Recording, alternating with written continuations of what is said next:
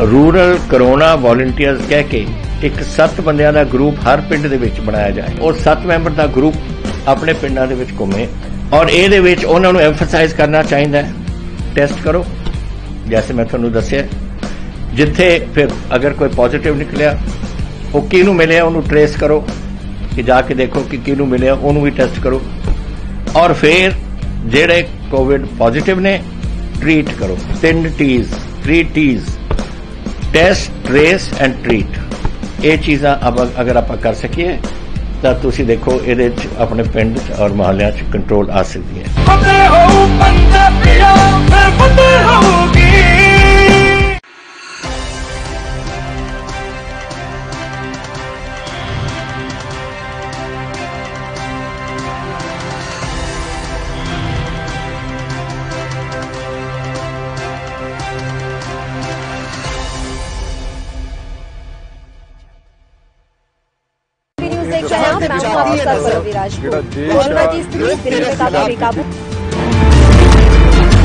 खबरनामा, खबर से असर तक शाम 5 बजे सिर्फ ANB न्यूज पर।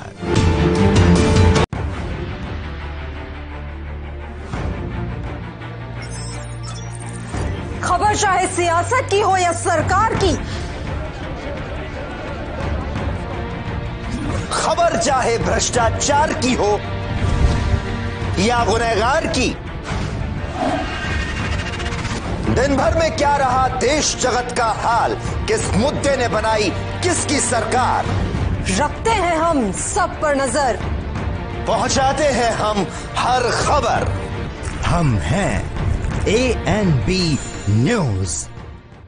कम ब्रेक और ज्यादा खबरों के साथ देखिए।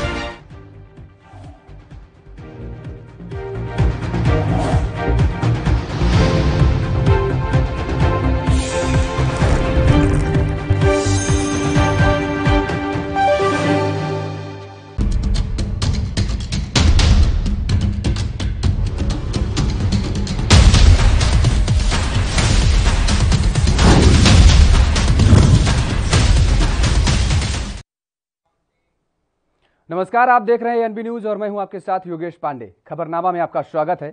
कांग्रेस पार्टी इस वक्त अपने सबसे बुरे दौर से गुजर रही है। पार्टी के तमाम नेता कांग्रेस का हाथ छोड़ चुके हैं और सबसे ताजा नाम तो यूपी में जितिन प्रसाद का है। जितिन प्रसाद इसी हफ्ते कांग्रेस छोड़कर बीजेपी में शामिल हुए हैं और ऐसे में 2022 में यूपी विधानसभा चुनाव के लिए कांग्रेस पार्टी को खास रणनीति बनानी होगी कि आखिर उनकी पार्टी में नए नेता आ नहीं रहे और जो बचे हैं वो भी एक एक करके साथ छोड़कर चले जा रहे हैं। ऐसे यूपी में आखिर कैसे पार कर पाएगी अपनी नया कांग्रेस?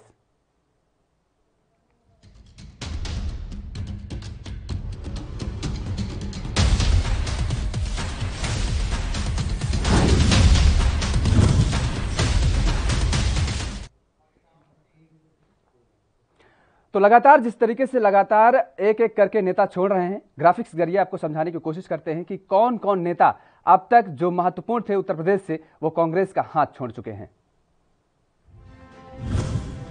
जितिन प्रसाद 2021 में इन्होंने हाथ छोड़ा है। आपको बता दें कि हाल ही में भारतीय जनता पार्टी का दामन थामा है और उन्नाव से पूर्व सांसद अनु टंडन 2020 में कांग्रेस का हाथ छोड़ दी और उसके बाद समाजवादी पार्टी में शामिल हो गई हैं।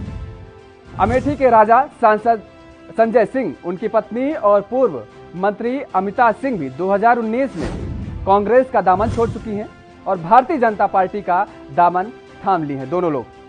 और इसके साथ ही अगर अगला नाम का जिक्र करें तो प्रतापगढ़ की राजकुमारी रत्ना सिंह हैं, जो कि 2019 में कांग्रेस का दामन छोड़ चुकी है और ये भी भारतीय जनता पार्टी के साथ जा चुकी हैं। प्रदेश के पूर्व कार्यवाहक मुख्यमंत्री डॉक्टर अम्मार रिजवी 2019 में इन्होंने भी कांग्रेस का हाथ छोड़ा और ये भी भारतीय जनता पार्टी के साथ चले गए। रायबरेली से MLC दिनेश सिंह 2018 में कांग्रेस का इन्होंने हाथ छोड़ा। कांग्रेस इनको रास नहीं आई और इन्होंने दूसरे दल का साथ पकड़ लिया। प्रयागराज से बीजेपी सांसद रीता बहुगुणा जोशी 2016 में कांग्रेस का हाथ छोड़ करके भारतीय जनता पार्टी में शामिल हो गई हैं। तो ये बड़े चेहरे हैं जो कि कांग्रेस के लिए बेहद महत्वपूर्ण थे, लेकिन अब कांग्रेस का हाथ छोड़कर अन्य दलों के साथ चले गए हैं।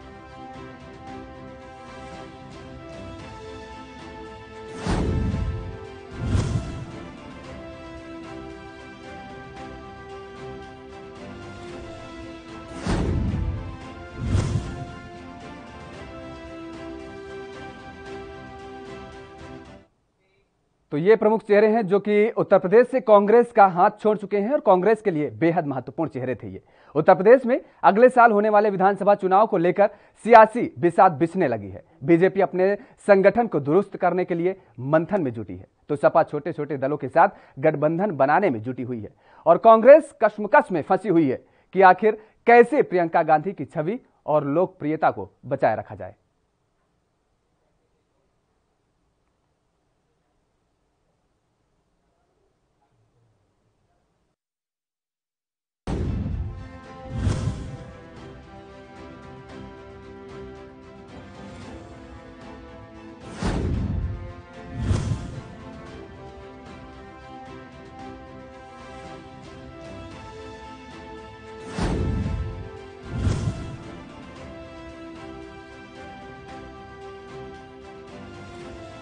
चेहरे बेहद महत्वपूर्ण कांग्रेस के लिए माने जाते थे। इनकी एक उत्तर प्रदेश में अपनी पैठ थी और आखिर वजह क्या थी कि उत्तर प्रदेश में इन लोगों ने कांग्रेस का हाथ छोड़ा और लगातार अन्य दलों के साथ लगातार चले जा रहे थे, जिसके लेकर के कांग्रेस को खासा नुकसान तो सहना ही पड़ा है।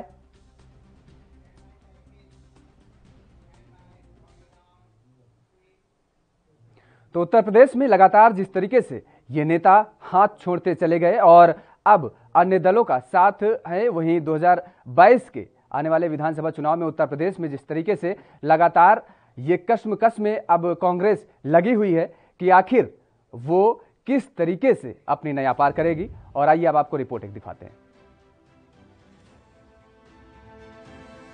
2022 में होने वाले चुनाव में कांग्रेस बेहतर नहीं कर पाई तो उसका सीधा असर प्रियंका गांधी पर पड़ेगा। ऐसे में कांग्रेस शायद ये तो तय नहीं कर पा रही है कि वो अकेले चुनावी मैदान में उतरे या फिर गठबंधन के साथ। दरअसल हाल ही में पश्चिम बंगाल और असम समेत 5 राज्यों के विधानसभा चुनावों में कांग्रेस का सफाया हो गया था।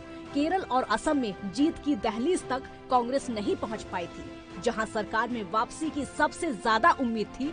ऐसे में उसे उत्तर प्रदेश की सत्ता में अपने दम पर वापसी का सपना छोड़कर हकीकत का सामना करने का दबाव पार्टी में बढ़ता जा रहा है।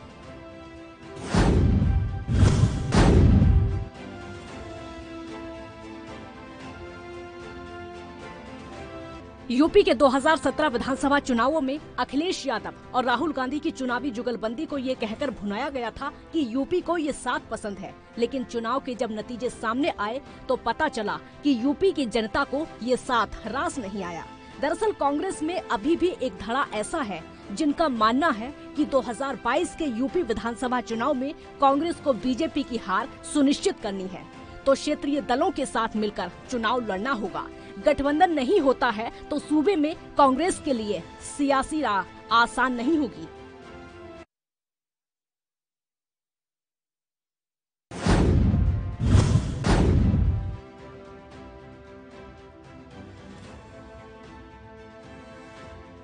2022 के यूपी विधानसभा चुनाव में कांग्रेस को क्षेत्रीय दलों के साथ मिलकर चुनाव लड़ना होगा।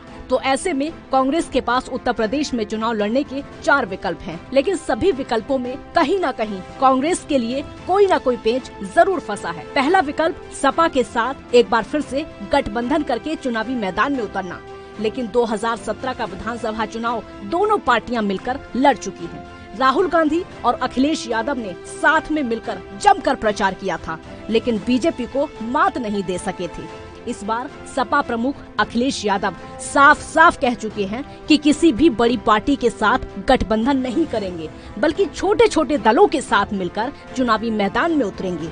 इस दिशा में वो लगातार सक्रिय हैं, इसीलिए पहले विकल्प की संभावना नहीं दिख रही है।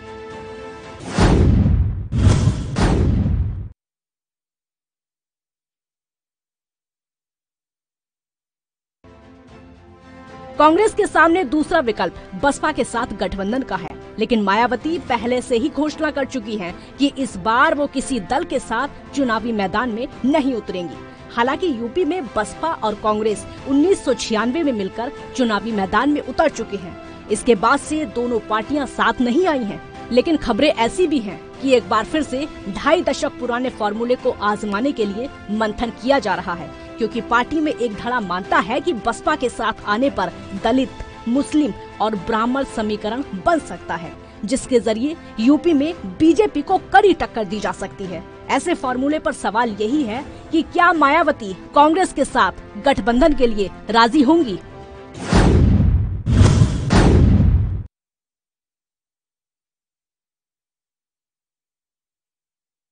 कांग्रेस के सामने तीसरा विकल्प है पार्टी अपनी अगुवाई में जयंत चौधरी की आरएलडी समेत अन्य छोटी पार्टियों के साथ मिलकर एक मजबूत गठबंधन बनाए। 2009 के लोकसभा चुनावों में कांग्रेस ने आरएलडी के साथ मिलकर चुनावी मैदान में उतरी थी, जिनमें 21 सीटें कांग्रेस और 5 सीटें आरएलडी ने जीती थी। पश्चिमी यूपी में आंदोलन के चलते जाट मुस्लिम के बीच आई खाई पटती नजर आ रही है, लेकिन जयंत चौधरी ने सपा के साथ हाथ मिला रखा है। पंचायत चुनाव में सपा आरएलडी गठबंधन ने पश्चिमी यूपी में बेहतर प्रदर्शन किया था। ऐसे में सबसे बड़ा सवाल ये खड़ा होता है कि क्या जयंत चौधरी सपा का साथ छोड़कर कांग्रेस के साथ हाथ मिलाने को राजी होंगे?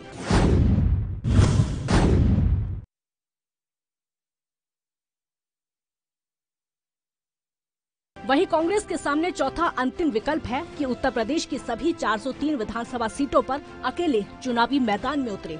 लेकिन ऐसे में सवाल ये भी उठता है कि क्या मौजूदा सियासी हालात में कांग्रेस के पास सभी सीटों पर ऐसे मजबूत उम्मीदवार हैं जो बीजेपी के साथ साथ सपा और बसपा के कैंडिडेट को कड़ी टक्कर दे सकें। कांग्रेस के अकेले चुनावी मैदान में उतरने में सबसे बड़ा जोखिम ये भी है कि कांग्रेस के पास अपना कोई बेस वोट बचा हुआ दिखाई नहीं दे रहा है। कहा जाता है कि कांग्रेस का जो मूल वोटर उत्तर प्रदेश में रहा है वो ब्राह्मण, मुस्लिम और दलित रहे हैं और ये तीनों ही कांग्रेस से दूर जा चुके हैं। यही वजह है कि लगातार कांग्रेस को नुकसान उठाना पड़ रहा है। और इसी के साथ में आपको बता दें कि जो दावे किए जाते हैं वो ये कहा जाता है कि कांग्रेस के जो मूल वोटर हैं वो निकल करके दूसरी पार्टियों में जा चुके हैं। जैसे कि मुस्लिम वोटर जो है वो समाजवादी पार्टी में जा चुका है, जबकि दलित वोट बैंक की हम बात करें तो वो कहीं ना कहीं बसपा के साथ चला गया है। तो खबरनामा में इसी मुद्दे पर आगे चर्चा करेंगे, लेकिन फिलहाल वक्त तो चला एक छोटे से ब्रेक का। ब्रेक के बाद फौरन हाजिर होते हैं।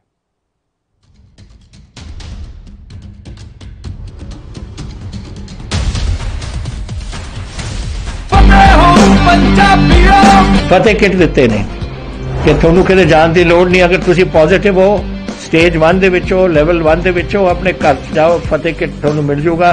ਬਿਮਾਰੀ ਕੀ ਦਵਾਈ ਲੈਣੀ ਹੈ, कैसे ਲੈਣੀ ਹੈ, ਸਾਰਾ ਕਾਗਜ਼ ਵਿੱਚ ਹੈ। कोई बंदा आऊगा ਜਿਹੜਾ ਤੁਹਾਨੂੰ ਦੇਊਗਾ और वो समझाऊगा भी ਤੁਹਾਨੂੰ, और ਤੁਸੀਂ ਲਓ।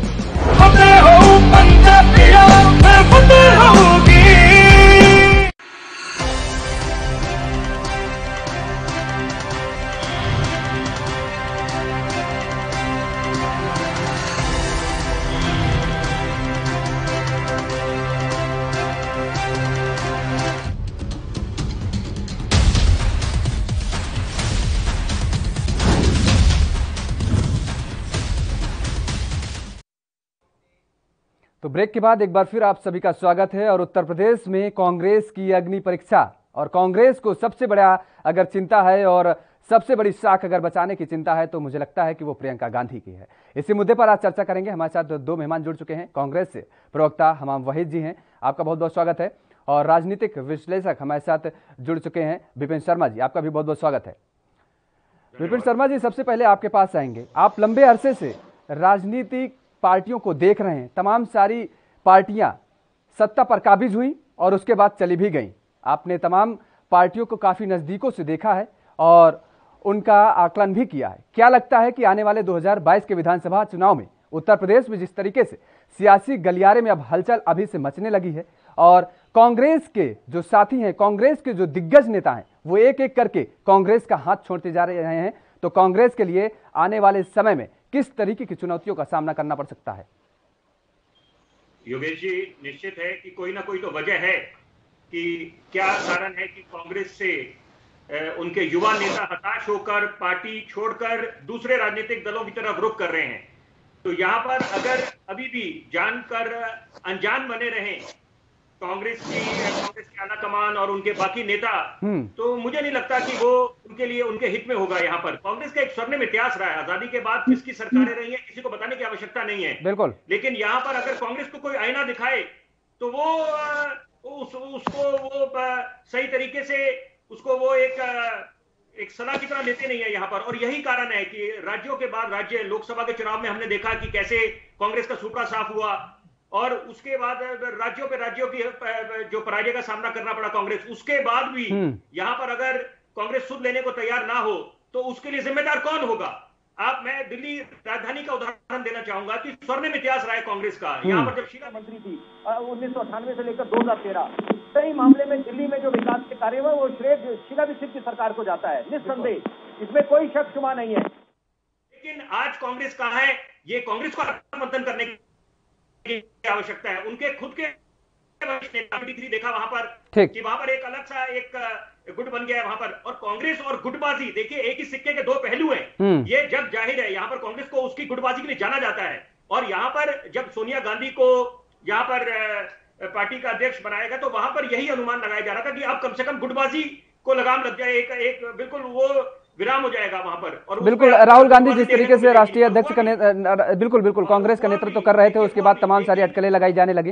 विपिन शर्मा जी आपके पास आएंगे, बिल्कुल विपिन शर्मा जी आपके पास आएंगे। फिलहाल एक कमेंट ले लेते हैं, हमाम वहीद जी भी जुड़े हुए हैं कांग्रेस से। हमाम वहीद जी, आपके सामने बेहद चुनौती भरा समय आने वाला है। 2022 में विधानसभा चुनाव है उत्तर प्रदेश में, समय बेहद कम बचा हुआ है और गुटबाजी का जिस तरीके से विपिन शर्मा जी ने बताया, ये जग जाहिर है, आप भी जानते हैं और सभी आला कमान, दूसरे दल के जो नेता हैं वो शायद इसी चीज का फायदा उठाते हैं। और आपके जो नेता हैं वो गुटबाजी के चक्कर में हाथ छोड़ करके, आपकी पार्टी का हाथ छोड़ करके दूसरे के साथ जाने को मजबूर हैं और वहां पर उन लोगों को ऐसा लगता है कि आने वाले भविष्य में उनका उज्जवल है।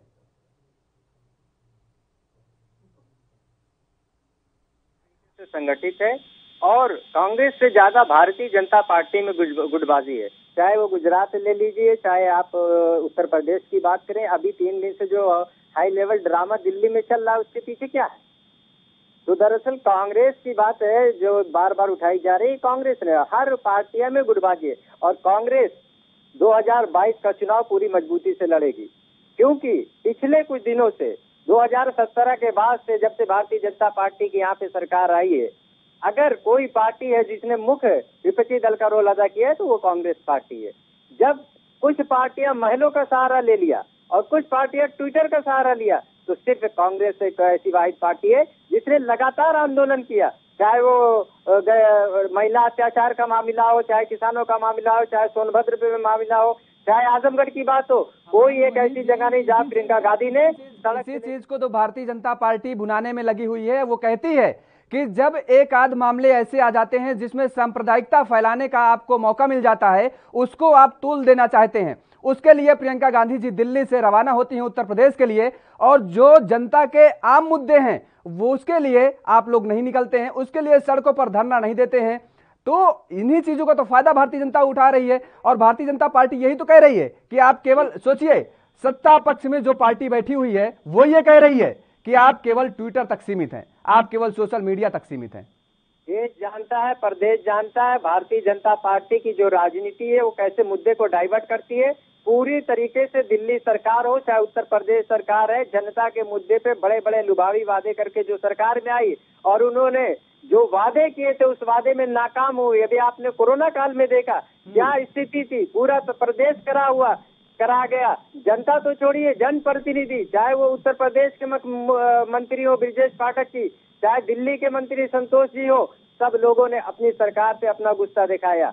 तो हर मोर्चे पे ये सरकार फेल है। जिन लोगों ने वादा किया था उत्तर प्रदेश में 70 लाख रोजगार देने की बात थी, प्रतिवर्ष 13 लाख रोजगार देने की बात, कोई रोजगार नहीं दिया गया। जो मुख्यमंत्री दावा कर रहे हैं 4 लाख रोजगार देने का, वो भी दावा उनका खोखला है। सिर्फ ये सरकार अपनी ब्रांडिंग में और दुष्प्रचार में लगी हुई है। अगर ये लोग कोरोना काल में ये चीज दिखाए होते तो आज संघ दिल्ली में इस तरीके से मीटिंग नहीं करता और पूरा जो मामला चल रहा है वो डैमेज कंट्रोल की बात है, डैमेज कंट्रोल किया जा रहा है।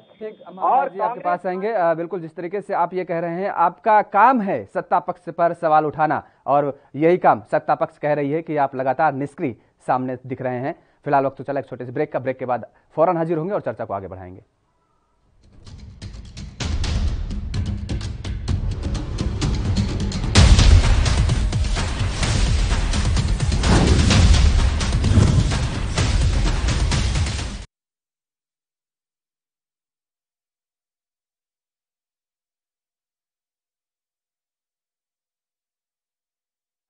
कोरोना वायरस ਨੂੰ ਅਸੀਂ ਤਾਂ ਹੀ ਹਰਾ ਸਕਦੇ ਹਾਂ ਜੇਕਰ ਅਸੀਂ ਆਪਣੇ ਵੱਧ ਤੋਂ ਵੱਧ ਟੈਸਟ ਕਰਵਾਵਾਂਗੇ ਤੇ ਵੈਕਸੀਨੇਸ਼ਨ ਲਗਵਾਵਾਂਗੇ। जैसे ਤੁਹਾਨੂੰ ਕੋਈ ਥੋੜੀ ਬਿਮਾਰੀ ਵੀ ਲੱਗੇ, ਤੁਹਾਨੂੰ ਲੱਗੇ ਕਿ ਮੈਨੂੰ ਮੇਰੀ ਛਾਤੀ 'ਚ ਦਰਦ ਹੈ ਜਾਂ ਮੈਨੂੰ ਖਾਂਸੀ ਹੋ ਗਈ ਜਾਂ ਮੈਨੂੰ ਜ਼ੁਕਾਮ ਹੋ ਗਿਆ ਜਾਂ ਮੇਰਾ ਬਦਨ ਦਰਦ ਹੈ, ਤੁਸੀਂ ਵੇਟ ਨਾ ਕਰੋ, ਟੈਸਟ ਕਰਾਓ। ਪੰਜਾਬ ਸਰਕਾਰ ਵੱਲੋਂ ਕੋਰੋਨਾ ਵਾਇਰਸ ਨਾਲ ਨਜਿੱਠਣ ਲਈ ਪੰਜਾਬ ਦੇ ਪਿੰਡਾਂ ਵਿੱਚ ਵੈਕਸੀਨੇਸ਼ਨ ਡਰਾਈਵ ਚਲਾਈ ਗਈ ਹੈ ਤਾਂ ਜੋ 18 ਸਾਲ ਤੋਂ ਉੱਪਰ ਦੇ ਸਾਰੇ ਲੋਕ ਜਲਦ ਤੋਂ ਜਲਦ ਆਪਣੀ ਵੈਕਸੀਨੇਸ਼ਨ ਕਰਵਾ ਸਕਣ। ਪੂਰੇ ਪੰਜਾਬ ਦੇ ਪਿੰਡਾਂ ਲਈ ਕੋਵਿਡ ਟੈਸਟਿੰਗ ਕੇਂਦਰ ਸਥਾਪਿਤ ਕੀਤੇ ਗਏ ਨੇ। ਜੇਕਰ ਤੁਹਾਨੂੰ ਬੁਖਾਰ ਜ਼ੁਕਾਮ ਜਿਹੇ ਲੱਛਣ ਮਹਿਸੂਸ ਹੁੰਦੇ ਹਨ ਤਾਂ ਤੁਰੰਤ ਆਪਣਾ ਕੋਰੋਨਾ ਵਾਇਰਸ ਦਾ ਟੈਸਟ ਕਰਵਾਓ। ਕੋਰੋਨਾ ਸੰਬੰਧੀ ਜਾਣਕਾਰੀ ਲਈ 104 ਹੈਲਪਲਾਈਨ ਤੇ ਕਾਲ ਕਰੋ। तो ਤੁਸੀਂ ਪਲੀਜ਼ ਇਸ ਗੱਲ ਤੋਂ ਹੁਣ ਮੇਰੀ ਗੱਲ ਮੰਨੋ ਕਿ ਆਪਾਂ ਪੰਜਾਬ ਨੂੰ ਬਚਾਉਣਾ ਹੈ, ਆਪਣੇ ਪਰਿਵਾਰਾਂ ਨੂੰ ਬਚਾਉਣਾ ਹੈ, ਆਪਣੇ ਪਿੰਡ ਨੂੰ ਬਚਾਉਣਾ ਹੈ, ਤੁਸੀਂ ਆਪਣੇ ਮੁਹੱਲਿਆਂ ਨੂੰ ਬਚਾਉਣਾ ਹੈ। ਤੁਸੀਂ ਜੋ ਦੱਸਿਆ ਡਾਕਟਰਾਂ ਨੇ ਕਰੋ। ਹਿਦਾਇਤਾਂ ਦੀ ਪਾਲਣਾ ਕਰਕੇ ਆਓ ਮਿਲ ਕੇ ਕਰੀਏ ਕੋਰੋਨਾ ਤੇ ਫਤਿਹ। ਇਹੀ ਹੈ ਸਾਡਾ ਮਿਸ਼ਨ ਫਤਿਹ।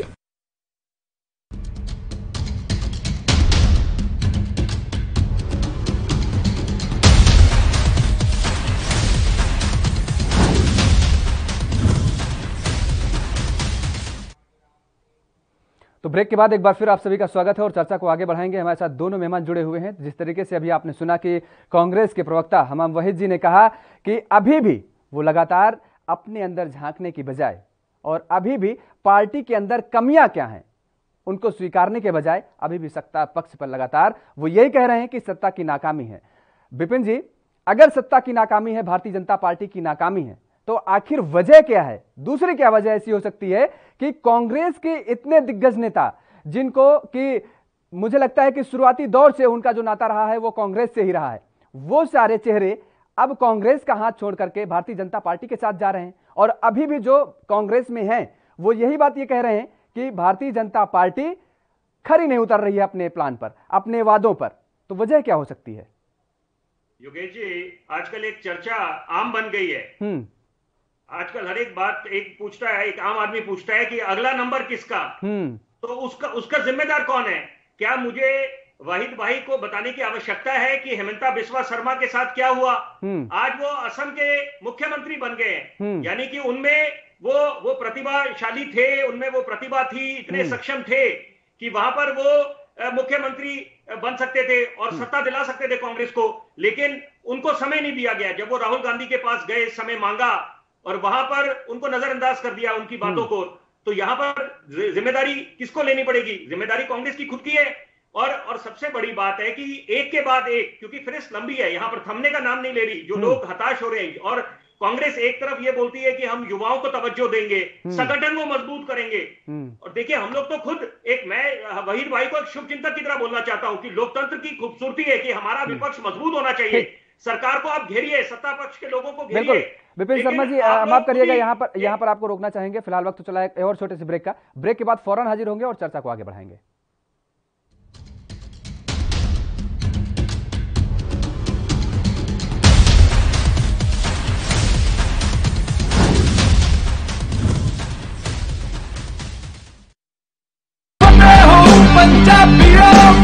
वैक्सीन जरूर करवानी है। तुसीं थोड़ी एंटीबॉडीज ਵਧਾਉਣੇ ਨੇ।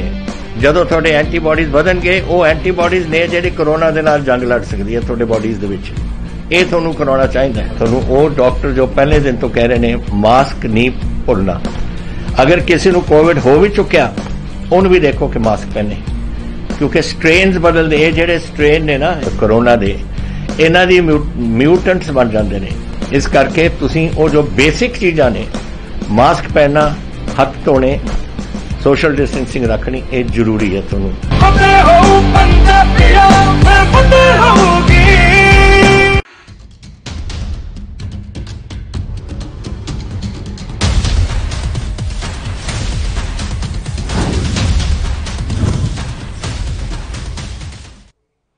तो ब्रेक के बाद एक बार फिर आप सभी का स्वागत है और चर्चा को आगे बढ़ाएंगे। हमारे साथ दोनों मेहमान लगातार जुड़े हुए हैं और कांग्रेस की अग्नि परीक्षा। विपिन शर्मा जी, आप अपनी बात कह रहे थे, पूरी करिए। जी देखिए, मैं वही बात पूरी करना चाहूंगा कि यहाँ पर कांग्रेस को आत्मंथन करने की आवश्यकता है।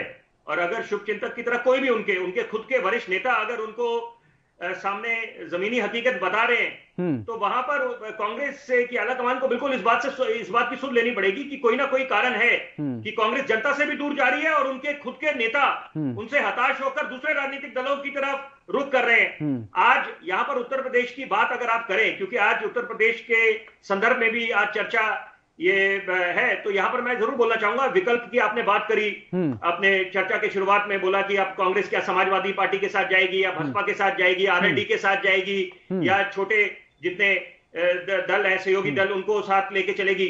तो यहां पर ये समझना पड़ेगा कि कांग्रेस, हमने पहले भी देखा कि उत्तर प्रदेश में क्या हुआ, 2 युवा नेता निकले थे वहां पर जनता को नहीं, वही बात विपिन जी, कांग्रेस तो इन बड़े दलों के साथ जाना चाहेगी, कांग्रेस तो फिर से चाहेगी कि समाजवादी पार्टी के साथ गठबंधन हो जाए, लेकिन समाजवादी पार्टी अब कांग्रेस के साथ नहीं आएगी।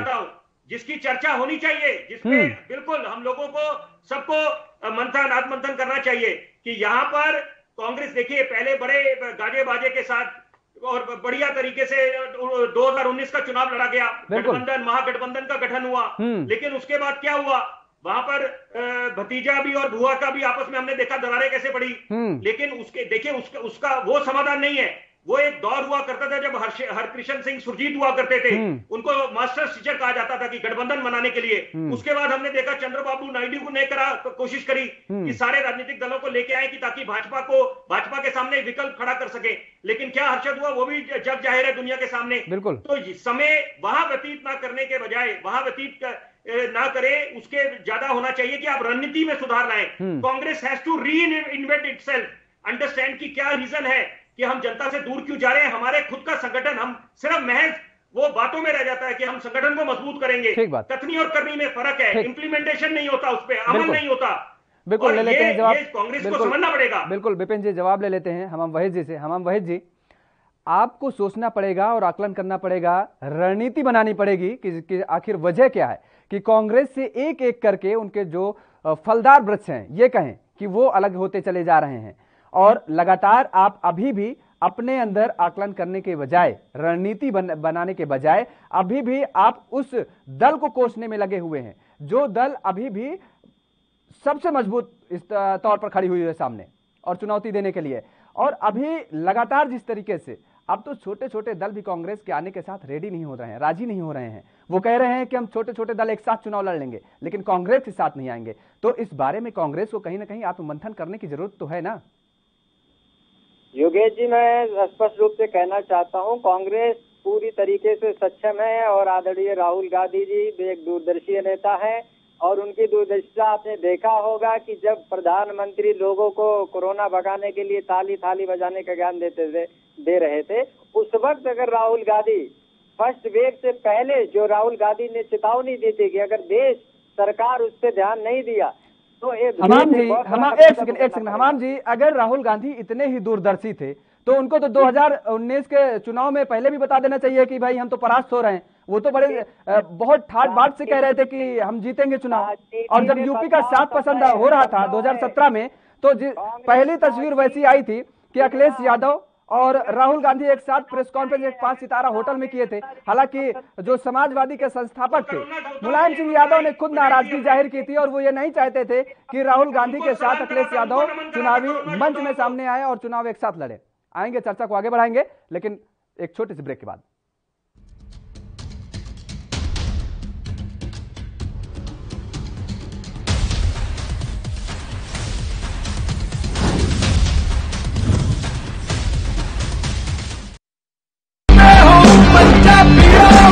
रूरल कोरोना वॉलंटियर्स कह के एक 7 ਬੰਦਿਆਂ ਦਾ ਗਰੁੱਪ ਹਰ ਪਿੰਡ ਦੇ ਵਿੱਚ ਬਣਾਇਆ ਜਾਏ। ਉਹ 7 ਮੈਂਬਰ ਦਾ ਗਰੁੱਪ ਆਪਣੇ ਪਿੰਡਾਂ ਦੇ ਵਿੱਚ ਘੁੰਮੇ ਔਰ ਇਹਦੇ ਵਿੱਚ ਉਹਨਾਂ ਨੂੰ ਐਮਫਸਾਈਜ਼ ਕਰਨਾ ਚਾਹੀਦਾ ਹੈ, ਟੈਸਟ ਕਰੋ जैसे मैं ਤੁਹਾਨੂੰ ਦੱਸਿਆ, ਜਿੱਥੇ ਫਿਰ ਅਗਰ ਕੋਈ ਪੋਜ਼ਿਟਿਵ ਨਿਕਲਿਆ ਉਹ ਕਿਹਨੂੰ ਮਿਲਿਆ ਉਹਨੂੰ ਟ੍ਰੇਸ ਕਰੋ ਕਿ ਜਾ ਕੇ ਦੇਖੋ ਕਿ ਕਿਹਨੂੰ ਮਿਲਿਆ ਉਹਨੂੰ ਵੀ ਟੈਸਟ ਕਰੋ ਔਰ ਫਿਰ ਜਿਹੜੇ ਕੋਵਿਡ ਪੋਜ਼ਿਟਿਵ ਨੇ ट्रीट करो। 3 T's, 3 T's, test trace and treat.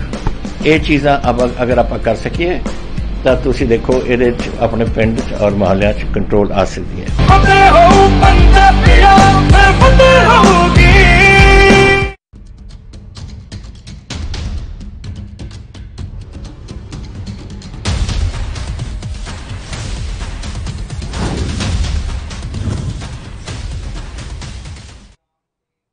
तो ब्रेक के बाद एक बार फिर आप सभी का स्वागत है और चर्चा को आगे बढ़ाएंगे। हमारे साथ दोनों मेहमान लगातार जुड़े हुए हैं। हमाम वहीद जी, आपके पास आएंगे कि जिस तरीके से आपने बात कही कि दूरदर्शी पारदर्शिता वाली बात, क्या ये राहुल गांधी जी को नहीं पता था पहले से कि आने वाले समय में हमारा जो पार्टी का जो हाल है वो बुरा होने वाला है? और सबसे बड़ी बात ये कि जिस तरीके से अब आप कह रहे हैं कि उत्तर प्रदेश में चुनाव बड़ी दमदारी से लड़ेंगे, बेस क्या है? आप ये बताइए कि उत्तर प्रदेश में किस बेस पर चुनाव लड़ेंगे? आप ही के विधायक अभी आदित्य सिंह का देख लीजिए, वो लगातार बगावत करती नजर आ रही हैं। 2022 चुनाव आने वाला बहुत दूर नहीं है, सर पर है। कब वो खुद कांग्रेस का हाथ छोड़ करके भारतीय जनता पार्टी में शामिल हो जाएं, कुछ कहा नहीं जा सकता है। लगातार G23 आपकी जो गुट बना हुआ है, अब तो G22 बचा, क्योंकि जितिन प्रसाद उससे निकल गए, चले गए, भारतीय जनता पार्टी का दामन थाम ही लिए हैं। और अभी G22 जो बचा हुआ है, उसमें से कितने नेता अलग होकर के भारतीय जनता पार्टी के साथ चले जाएं या अन्य दलों के साथ चले जाएं, कुछ कहा नहीं जा सकता है। तो बेस क्या है आखिर आपके पास? योगेश जी, राजनीतिक पार्टियां में लोग आते जाते रहते हैं। कांग्रेस पार्टी एक पार्टी नहीं, एक समुंदर है, और यहाँ पे कार्यकर्ता से लेके नेताओं की एक लंबी कतार है। कोई जतन प्रसाद एक ही नेता नहीं है। कांग्रेस पार्टी ने उनकी 3 पीढ़ियों के साथ सम्मान किया, उन्हें मंत्री बनाया। अगर आज उनको कांग्रेस में घुटन महसूस हो रही या किसी भी, तो कांग्रेस पार्टी के दरवाजे उनके लिए खुले हैं। और आपने देखा नहीं कि उत्तर प्रदेश में 5 साल से विपक्ष का अगर कोई रोल अदा किया है तो वो कांग्रेस पार्टी है। कांग्रेस पार्टी के अध्यक्ष अजय कुमार लल्लू के ऊपर अब तक 1.5 साल के कार्यकाल में 70 FIR दर्ज की जा चुकी है। क्या अखिलेश यादव पे कोई FIR? आपको शायद हमाम वहीद जी ये बात पता होगी कि कांग्रेस के अंदर एक बहुत बड़ी मुहिम चलने जा रही है, बैठकों का दौर। हमाम वहीद जी सुन लीजिए, अगर मैं गलत हूं तो बताइएगा, अगर मैं गलत हूं तो बताइएगा। 4 कार्यकारी प्रदेश अध्यक्ष बनाने की तैयारी चल रही है, क्या गलत है? 4 कार्यकारी प्रदेश अध्यक्ष बनाने की तैयारी चल रही है कांग्रेस में उत्तर प्रदेश में। होता है संगठन हमेशा हर 3 साल पे कार्यकाल चेंज होता है, वो चेंज होगा, स्वागत होगा। हम 4 क्या 5 कार्यकाल अध्यक्ष के साथ जो डबल इंजन की सरकार यहाँ चल रही है, 2 उप मुख्यमंत्री चल रहे हैं।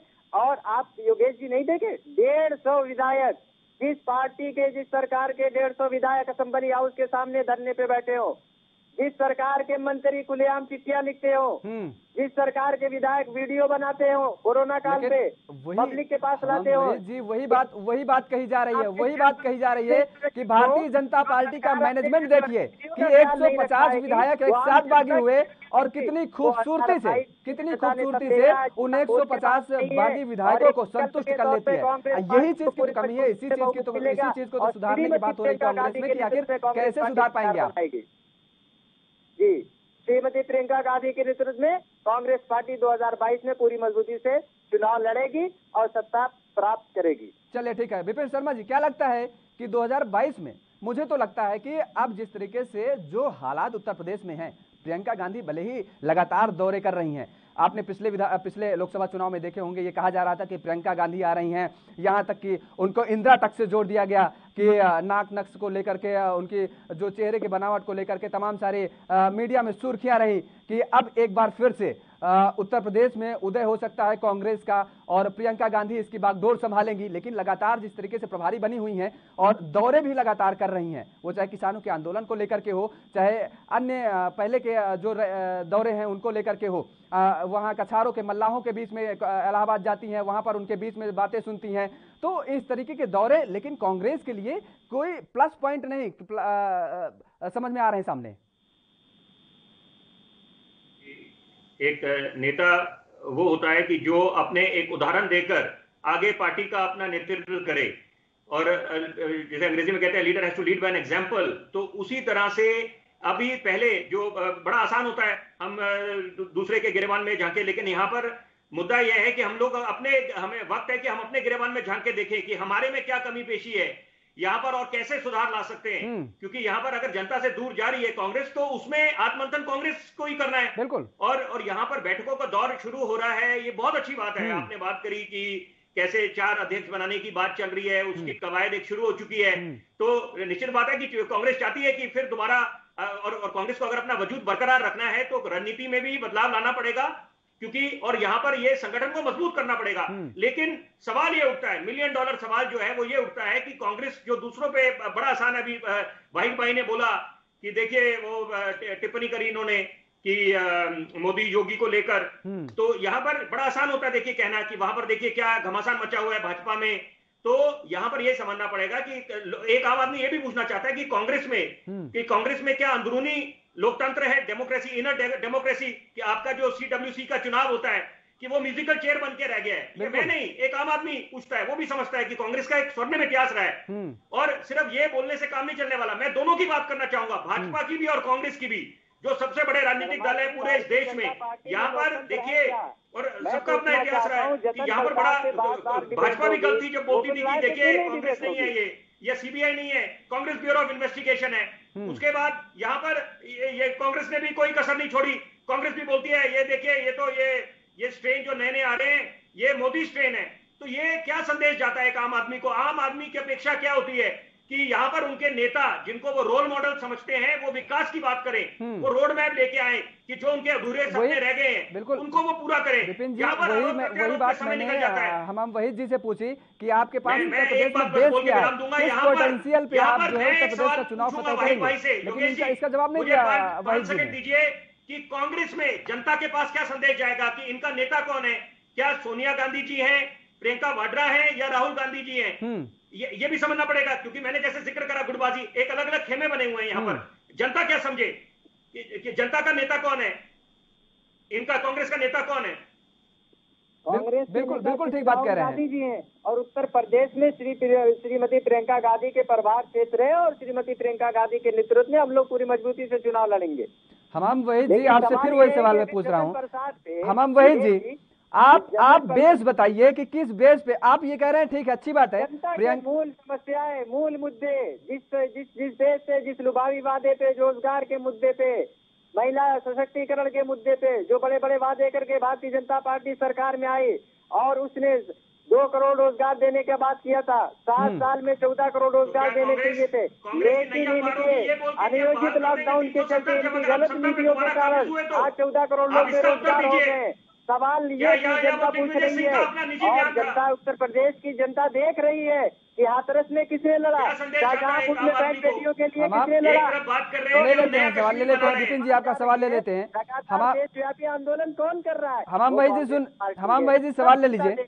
हमाम भाई जी सवाल ले लीजिए कि अगर कहते हैं ना कि बात निकली है तो दूर तलक जाएगी, तो दिग्विजय सिंह ने जिस तरीके से यह बयान दिया है 370 को लेकर के, क्या लगता है कि अब अगर बात निकली है तो जाहिर सी बात है ये उत्तर प्रदेश तक भी आएगी?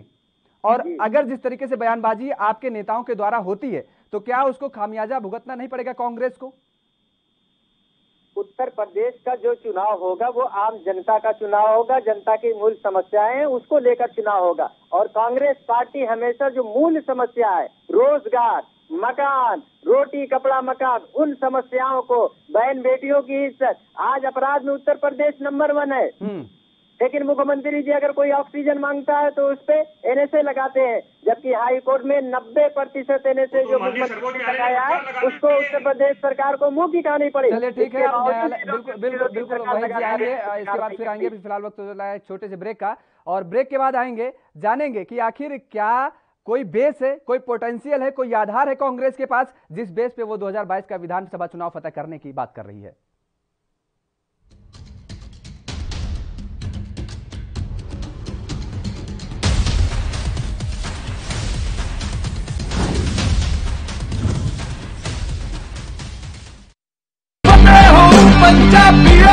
फतेह किट ਦਿੱਤੇ ਨੇ ਕਿ ਤੁਹਾਨੂੰ ਕਿਤੇ ਜਾਣ ਦੀ ਲੋੜ ਨਹੀਂ। ਅਗਰ ਤੁਸੀਂ ਪੋਜ਼ਿਟਿਵ ਹੋ, ਸਟੇਜ 1 ਦੇ ਵਿੱਚ ਹੋ, ਲੈਵਲ 1 ਦੇ ਵਿੱਚ ਹੋ, ਆਪਣੇ ਘਰ ਜਾਓ, ਫਤਿਹ ਕਿਟ ਤੁਹਾਨੂੰ ਮਿਲ ਜੂਗਾ। ਬਿਮਾਰੀ ਦਾ ਕੀ ਦਵਾਈ ਲੈਣੀ ਹੈ, कैसे ਲੈਣੀ ਹੈ, ਸਾਰਾ ਕਾਗਜ਼ ਵਿੱਚ ਹੈ। ਕੋਈ ਬੰਦਾ ਆਊਗਾ ਜਿਹੜਾ ਤੁਹਾਨੂੰ ਦੇਊਗਾ ਔਰ ਉਹ ਸਮਝਾਊਗਾ ਵੀ ਤੁਹਾਨੂੰ, ਉਹ ਤੁਸੀਂ ਲਓ। ਫਤਿਹ ਹੋ ਪੰਜਾਬੀਓ, ਫਤਿਹ ਹੋਊਗੀ।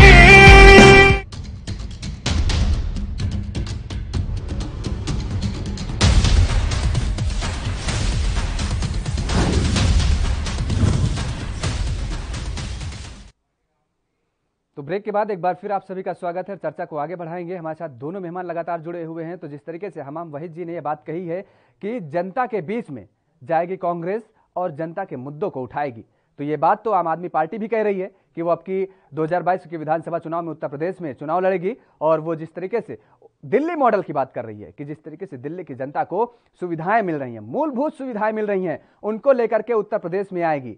समाजवादी पार्टी भी यही बात कह रही है कि पिछले चुनाव में भी लगातार यही समाजवादी पार्टी कहती रही है कि काम बोलता है, और एक बार फिर से 2022 के विधानसभा चुनाव में वो कह रही है कि आएंगे, जनता के मूलभूत मुद्दों को उठाएंगे और आने वाले समय में 2022 में सरकार बनाएंगे। तो सरकार बनाने का दावा तो सभी पार्टियां कर रही हैं। विपिन जी, क्या लगता है कि कांग्रेस की तरफ से केवल ये कह देना कि जनता के मुद्दों को उठाएंगे, जनता की आवाज को उठाएंगे, जनता की आवाज हम बनेंगे, क्या आम जनता कांग्रेस पर भरोसा कर लेगी इतने कहने से मात्र?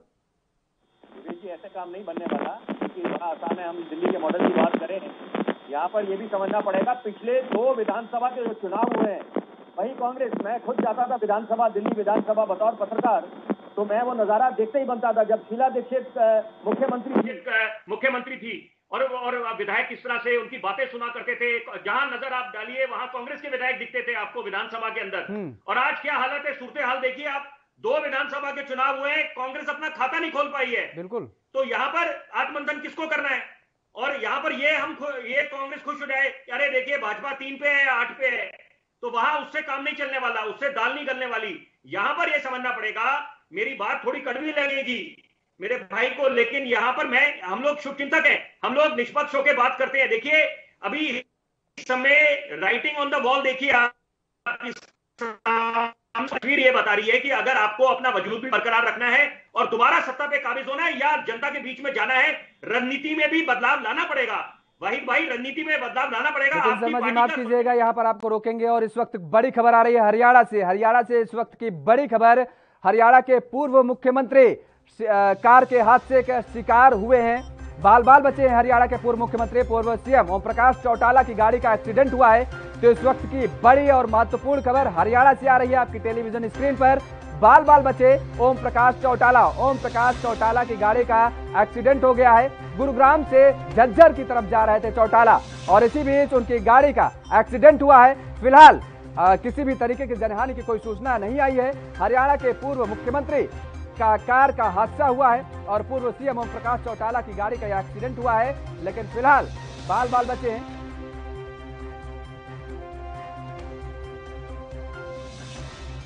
तो बाल बाल बचे ओम प्रकाश चौटाला, इस वक्त की बड़ी महत्वपूर्ण खबर आपके टेलीविजन स्क्रीन पर। गुरुग्राम से झज्जर की तरफ जा रहे थे पूर्व मुख्यमंत्री हरियाणा के और इसी बीच उनका कार का एक्सीडेंट हो गया है। हरियाणा के पूर्व सीएम के कार हादसे का शिकार हुए हैं।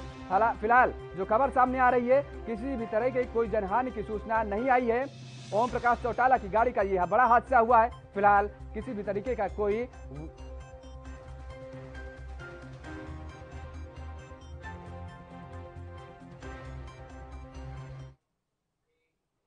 तो एक बार फिर से चर्चा को आगे बढ़ाएंगे और हमारे साथ दोनों मेहमान लगातार जुड़े हुए हैं।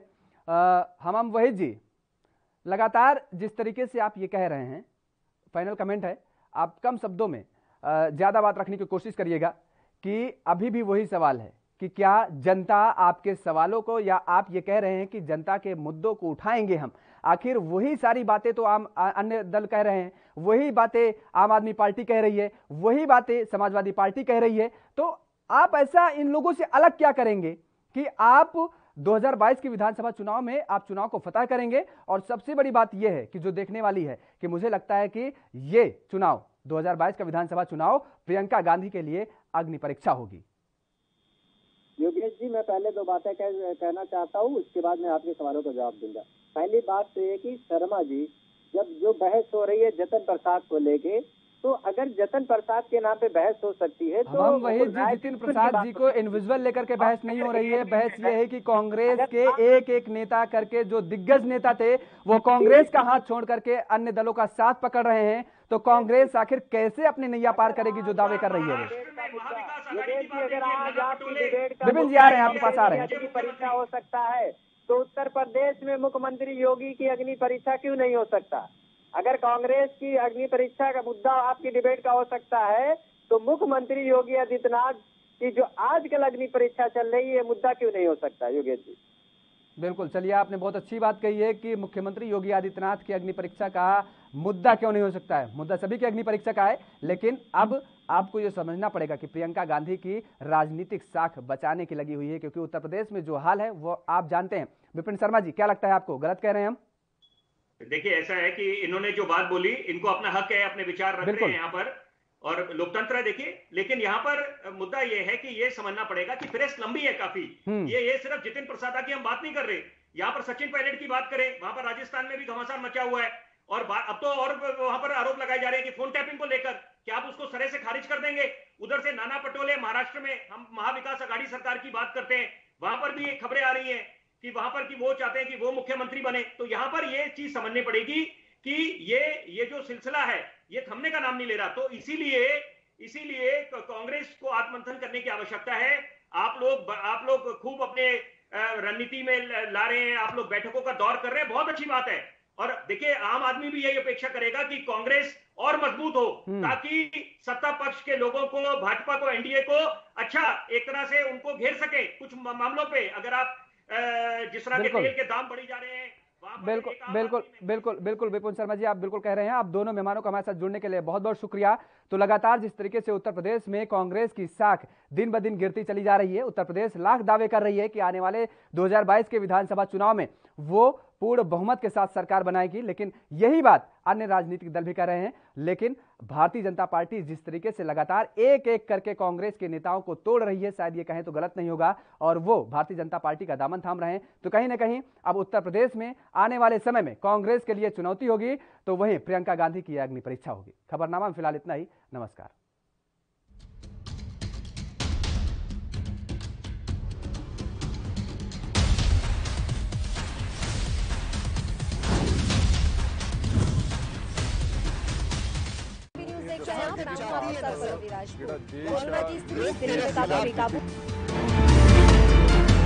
खबरनामा, खबर से असर तक।